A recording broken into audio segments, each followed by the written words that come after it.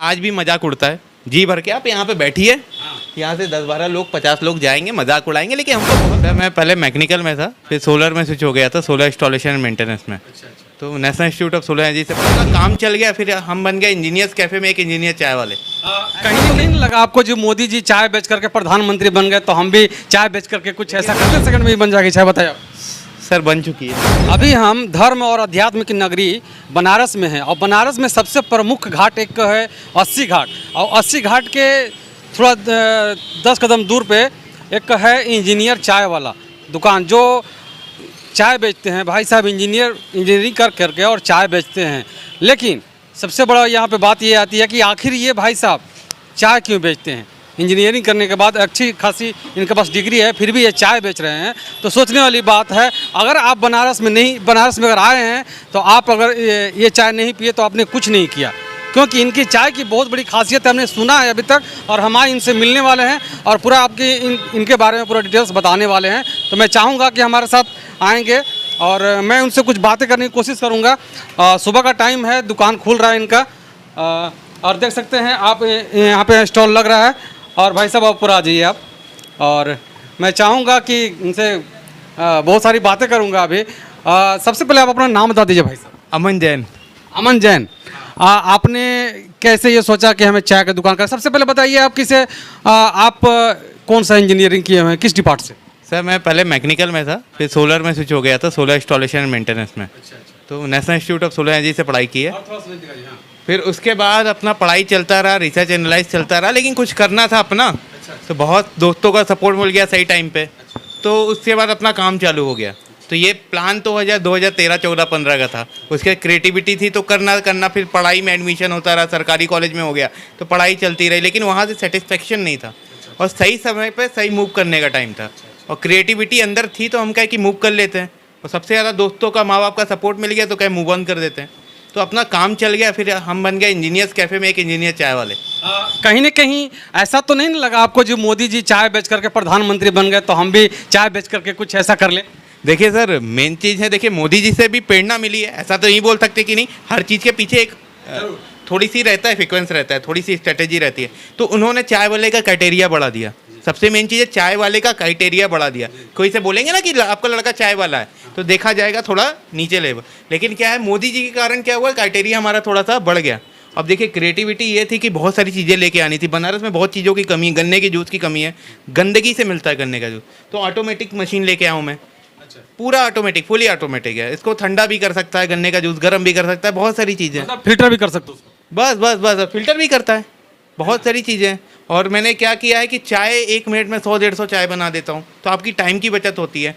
मैं बनारस का हूँ तो बनारसी पान की चाय लेके आया हूँ। एक चीज़ मैं जानना चाहूँगा आपसे कि आपकी जो चाय है यहाँ की बहुत फेमस चाय है, और एक से 10 मिनट के अंदर में आप ढेर सारी चाय बना लेते हैं, और चाय में क्वालिटी जो होती है वो अजब ढंग की होती है, जो कि यहाँ पे नहीं मिलती है। आखिर ऐसा क्या है आप में? देखिए सर, यही चीज़ है, समय बदलाव का। हर जगह दूध चीनी पानी चलता था, तो मैंने कहा चाय में मसालों का कॉन्सेप्ट लेके आते। पहले ज़माने में आयुर्वेदिक टाइप में, तो मैंने कुछ सीक्रेट टाइप से मसाले बनाए, उसमें डाले हैं।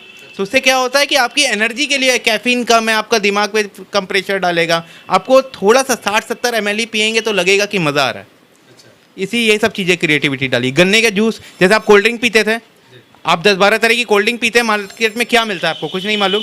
मैं गन्ने का जूस 10-12 तरह का दे रहा हूँ। ओरिजिनल फ्रूट का क्रश, आपके विटामिन मिनरल सभी चीज़ें मिल जा रही हैं, उससे बॉडी के लिए बहुत बढ़िया है। मैं जानना चाहूँगा कि गन्ने का जूस आप 10 तरह का दे सकते हैं, चाय कितनी प्रकार के देते हैं? चाय भी 10-12 तरह की देते हैं, 10-12 तरह की लस्सी देते हैं, 10-12 तरह की कोल्ड कॉफ़ी देते हैं। मैं बनारस का हूँ तो मैंने बनारस की चीज़ों के लिए कॉन्सेप्ट चुना। बनारसी पान की लस्सी में रखा हूँ, बनारसी पान की कोल्ड कॉफ़ी रखा हूँ, बनारसी पान का गन्ने का भी जूस है मेरे पास, और बनारसी पान की लस्सी भी अवेलेबल है हमारे पास, और बनारसी पान की हॉट कॉफ़ी भी अवेलेबल है, और बनारसी पान की सबसे फेमस है हमारी बनारसी पान की ये चाय सबसे ज़्यादा फेमस है।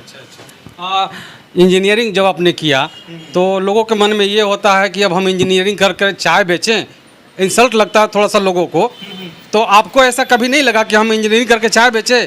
फीलिंग होता है ना आदमी के अंदर कि हम इतनी बड़ी डिग्री रखे हुए हैं और हम चाय बेचें। आप पैसे उधर से भी कमा सकते हैं, इधर से भी कमा सकते हैं, क्रिएटिविटी होनी चाहिए, ठीक है। अब मैं दूसरा ब्रांच खोल रहा हूँ, दूसरे से तीसरा ब्रांच खोलो, लोगों को रोजगार भी मिल रहा है, अपनी क्रिएटिविटी भी काम में आ रही है, और दोस्तों लोगों का सपोर्ट मिल रहा है। और शुरुआत के हिसाब से अगर आपने इतना वैल्यूएशन दे दिया, ब्रांचेस बनाने का हौसला रख लिया, तो आपका काम चल जाएगा और बहुत सही है। आपके पास जो चाय मिलते हैं, नॉर्मल से नॉर्मल चाय कितने के हैं और हाई लेवल में चाय कितने? सबसे महंगी जो चाय हमारी 15 रुपए की है। सबसे महंगी चाय 15 रुपये की। भाई साहब, जो आप लोग कभी भी बनारस आओ, 80 घाट पे आओ, और ये मैं यहाँ का लोकेशन दे दूंगा आपको। यहाँ पर आकर के चाय एक बार जरूर पीना। मैं आप लोगों से ये रिक्वेस्ट करूंगा। और सबसे कम में कितने, ज़्यादा में कितने और कम में कितने? सबसे महंगी भी चाय 15 की है, सबसे सस्ती भी चाय 10 की है। 10 की? क्या बात है, इतनी क्वालिटी वाली चाय और 10 की और 15 में मिल जाए। और यहाँ पे बात करें तो महंगी सस्ती की नहीं, यहाँ पे वैरायटी जो है 10 तरह की वैरायटी मिलेगी आपकी चाय में, है ना? वैरायटी, टेस्ट, बहुत सारी चीज़ें। मैं रिकमेंड करता हूँ आप एक बनारसी पान के ट्राई करिए। अच्छा। क्योंकि देखिए ये गर्मी का मौसम चल रहा है, तो आदमी को चाहिए थोड़ा सा मिंट, तो उसमें सभी चीज़ें इन्वॉल्व हैं। आपको रिफ्रेशमेंट देगा और ताज़ापन देगा, बहुत मज़ा आ जाएगा। मैं जानना चाहूँगा आपका फैमिली बैकग्राउंड के बारे में, कि अगर आपने इंजीनियरिंग किया तो आपका फैमिली बैकग्राउंड क्या है? क्योंकि मैंने देखा है आपका वीडियो, जो देखा उसमें सारी चीज़ मैंने देखा है। इसके बाद आपसे मैं सवाल कर रहा हूँ, आपके पिताजी क्या करते हैं? मेरे पिताजी कुछ करते नहीं है सर। कुछ नहीं करते हैं एक्चुअली, उनको आँख से दिखता नहीं है, ठीक है ना, तो उनको लगभग 40% 50% भी नहीं दिखता है, तो वो अपना काम। तो देखिए फैमिली का लोड है, बहुत सारी चीज़ें हैं। तो मैं चाह रहा था ना कि मुझे एक कल्चर पसंद नहीं था। होली पे 3 दिन के लिए आओ, दीपावली पे 3 दिन के लिए आओ, माँ बाप से 6-6 महीना 8 महीना दूर रहो। मैंने कहा यार अपना फोकस यहीं बनारसी में बनाते हैं, शायद मज़ा आ जाए। तो मैंने अपना रास्ता बनारस के लिए चुना।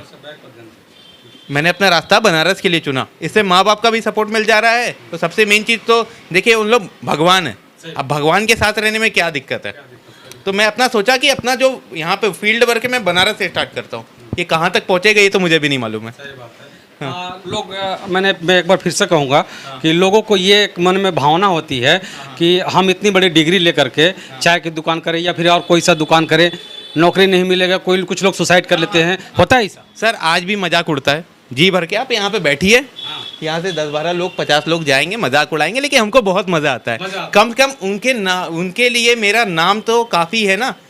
ये उन्होंने मुंह से इंजीनियर चाय वाला नाम सुन रहे हैं, ये बहुत बड़ी बात है मेरे लिए। कम से कम उनके अल्फाज तो निकल रहे हैं मेरे लिए। हाँ, और अपना प्रमोशन भी जारी है, और चीज़ें ब्रांचेस खोल रहे हैं, फूड ट्रक लेके आ रहे हैं, बहुत सारी चीज़ें। कुछ फंड की कमी थी तो धीरे धीरे बैकअप बन जा गया, दोस्त अच्छे बनते गए, पार्टनर्स अच्छे बन रहे हैं। तो ये हमारे लिए फ्यूचर के लिए बहुत अच्छा है।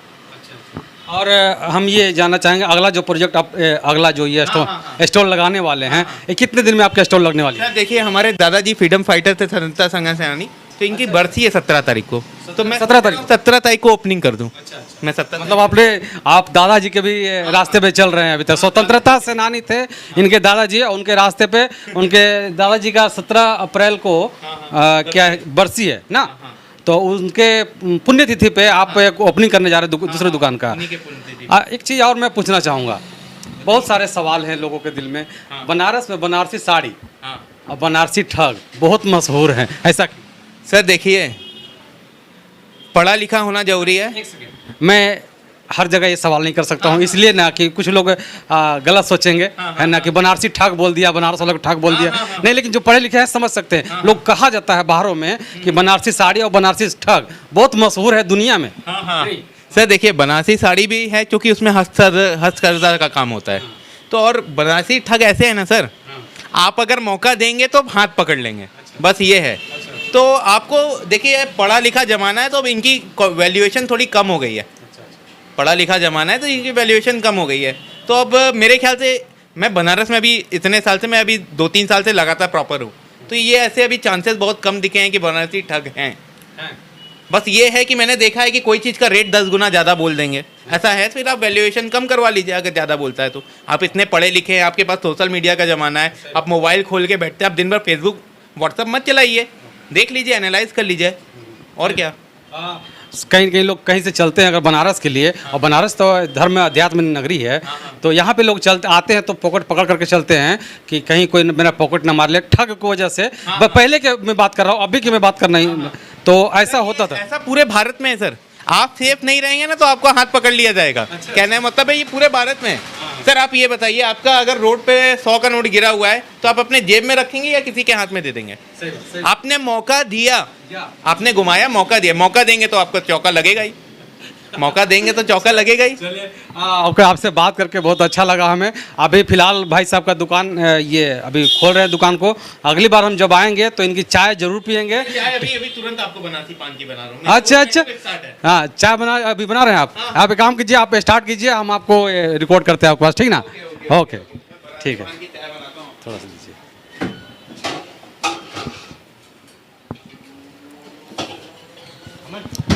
और भाई साहब हमारे लिए स्पेशली चाय बना रहे हैं और ये बनारसी चाय बना रहे हैं। मैं आपको दिखाने की पूरा कोशिश करूंगा।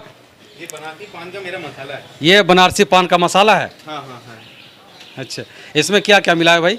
ये बनारसी पान मिला हुआ है, क्रश है इसमें, ग्लूकन का क्रश है, सबको ड्राई करके रखा गया है। अच्छा, थोड़ा सा भाई साहब पकड़िएगा। और ये हमारी चाय बन करके बस तैयार होने वाली है। देख सकते हैं आप, मिनटों में नहीं, मिनट भी नहीं लगेगा इनके चाय में। और कितने सेकंड में ही बन जाएगी चाय, बताइए आप? सर बन चुकी है।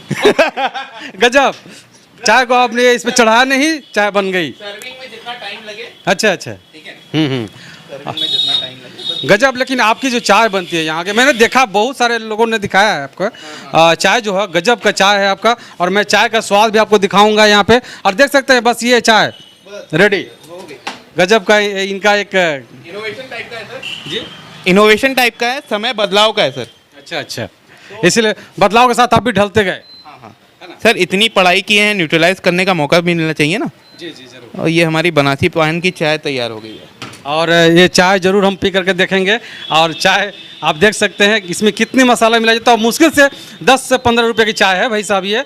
और अगर जरूर अगर आप बनारस में आएँ तो चाय जरूर पियेंगे। और मैं आपसे रिक्वेस्ट जरूर करूंगा, इंजीनियर चाय वाला को आप कहीं भी अगर पूछिएगा 80 घाट के रास्ते में, तो इंजीनियर चाय वाले आपको जरूर मिलेंगे। और यहाँ पर आकर के आप चाय और ये क्या, गन्ने का जूस? हाँ, गन्ने का 10-12 तरह का जूस। गन्ने का 10-12 तरह का जूस और प्लस में 10-12 तरह के चाय मिलेंगे आपको। हाँ। जरूर आप एक बार विजिट करेंगे। फिलहाल मैं आपको दिखाता हूँ चाय का टेस्ट कैसा है से।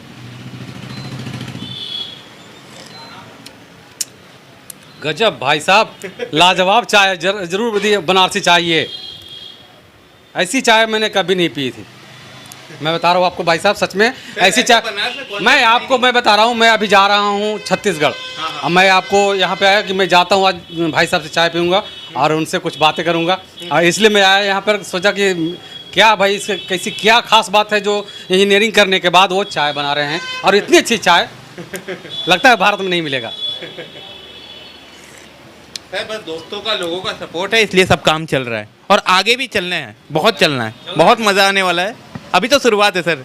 लोगों के लिए बहुत बड़ा प्रेरणा ये लेकर के आए हैं कि कोई अगर डिग्री इनके पास है तो डिग्री से शर्माना नहीं चाहिए कि हम ये डिग्री लेकर के हम कोई काम नहीं कर सकते हैं। सबसे बड़ी बात ये होती है, क्यों भाई, है ना सर? और क्या सर, आपके अंदर क्रिएटिविटी रखिए सर। आपको बताइए, अगर दिन का 20-25 हज़ार कमाना, मैं मंथली की बात नहीं कर रहा हूँ, तो उस सेक्टर से बाहर आपको निकलना पड़ेगा। जरूर, क्योंकि आपको अपनी इच्छाएं पूरी करनी है, लोगों को सपोर्ट करना है। याद रखिएगा सर, जिंदगी में मानवता का धर्म अपनाइए, लोगों को सपोर्ट करिए, वो अगर आगे बढ़ेंगे तो आप भी आगे बढ़ेंगे।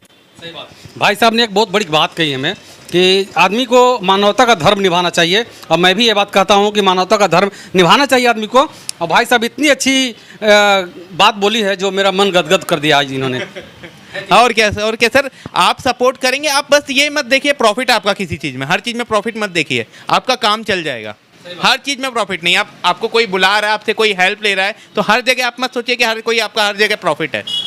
बस सेटिस्फेक्शन रखिए, बस दोस्तों के, लोगों के बीच में रहिए, यही है सबसे बड़ा धर्म।